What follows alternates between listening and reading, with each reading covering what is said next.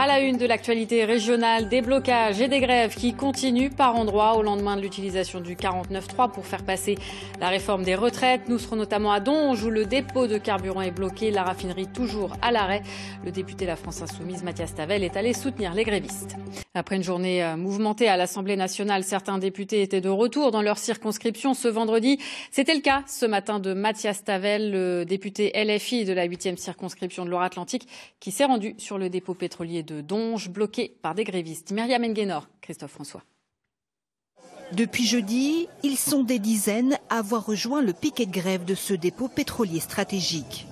L'accès est empêché par des barricades de fortune qui grossissent de jour en jour.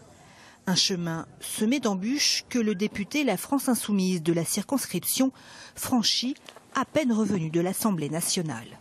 Moi, je suis ici sur ce dépôt pétrolier à Donge pour dire un soutien aux salariés, aux grévistes et à ceux qui font en sorte de résister socialement à ce gouvernement. Nous, on fait notre part du travail en résistant politiquement, mais évidemment, la clé, elle est dans la résistance sociale et elle est dans le blocage.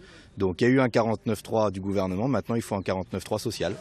La discussion qui s'engage est franche. L'usage du 49.3 par le gouvernement à l'Assemblée nationale a renforcé la détermination des grévistes mobilisés ici. La présence du député les conforte dans leur volonté de maintenir les blocages partout où c'est possible. On peut se sentir un peu esseulé sur les mouvements, les blocages, les manifs. Et là, le fait, parce qu'on est quand même dans un pays démocratique, et on a voté pour ces gens-là, donc le fait qu'ils viennent sur les points de blocage, c'est important pour nous, oui.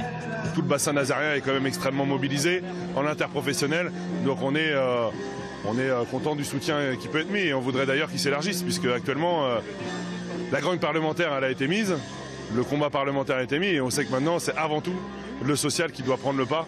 Le dépôt pétrolier qui alimente en carburant une grande partie de l'ouest et de l'est de la France est en grève reconductible jusqu'à nouvel ordre. Ici, on va suivre de près l'activité des députés à l'Assemblée nationale dans les jours qui viennent et les motions de censure déposées contre le gouvernement.